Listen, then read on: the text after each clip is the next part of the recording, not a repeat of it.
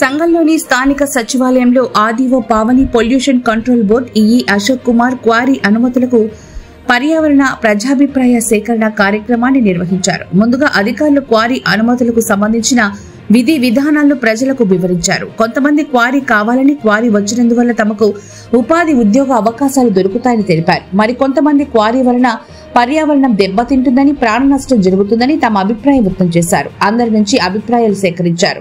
RDO Pavani మాట్లాడుతూ ప్రజల నుంచి అన్ని రకాలుగా అభిప్రాయాలు తీసుకున్నామని, అభిప్రాయాలని ప్రభుత్వ దృష్టికి తీసుకెళ్తామని చెప్పారు. గ్రామానికి ఎటువంటి నష్టం జరగకుండా బాధ్యత తీసుకుంటామని పేర్కొన్నారు. అనంతరం ఆర్డీఓ క్వారీని పరిశీలించారు.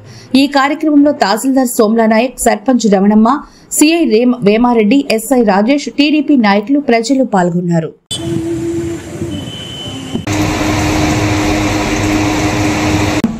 అలాగే మండల ప్రజా పరిషత్ అభివృద్ధి ఆఫీసర్ వారి కార్యాలయం తెలుగు, ఇంగ్లీషు మరియు డ్రాఫ్ట్ ఎన్విరాన్మెంట్ ఇంపాక్ట్ అసెస్మెంట్ ప్రకటన ఇచ్చి ఈ ప్రతిపాదిత ప్రాజెక్టు వలన నిర్ణయాలను వెల్లడించవలసిందిగా కోరడమైనది.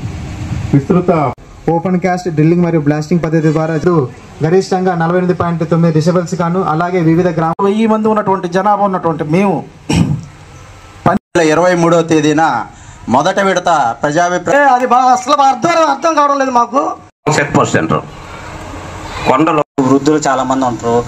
దానికి తోడు ఇంకొకటి కొత్తగా ఏమి ఆడ రోడ్ పార్టీ ఖచ్చితంగా ఆ మాదిగ పల్లెలు అయితే నాకు 39 సంవత్సరాలు పంచాయతీ ప్రజాభిప్రాయ సేకరణ ఇక్కడ రావడం జరిగింది. ఇంట్లో పెట్టుకోవాలా, మాకు ఆ కోరియే కావాలా, మా ప్రజలందరూ అభ్యంతరం గానీ, సూచన గానీ, సలహా గానీ ఇట్లా చేయండి. సంఘం గ్రామ ప్రజలందరికీ ఆనందంగా ఉంది. ఎందుకంటే మైనింగ్ అనేది ప్రభుత్వ ప్రాపర్టీ. అంతేకాదు ఇక్కడ బతికేది మెడిసిన్ వాల్యూ నడిచి ఈ ఏరియాలో ఉపయోగపడుతుంది. పెట్టి చదివిస్తున్నాం. ఉద్యోగం అవసరం. లారీలతో తమరు వాళ్ళు ఇబ్బంది పడుతున్నారు.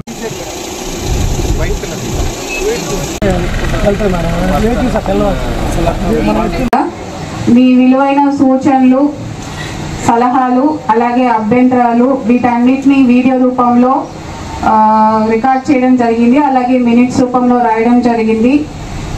ఈ గ్రామం ఎక్కడైతే ఈ మైనింగ్ జరుగుతుందో ఈ గ్రామ ప్రజలందరి శ్రేయస్సు గురించి మేము తప్పకుండా ఆలోచిస్తాము. యాజమాన్య సిబ్బందితో కూడా మాట్లాడతాము. ఈ గ్రామానికి ఎలాంటి నష్టం చేకూర్చకుండా మేము బాధ్యత వహిస్తాము. వీటన్నిటికీ సంబంధించిన అంశాలన్నింటినీ మేము ప్రభుత్వ దృష్టికి తెలియజేస్తాం.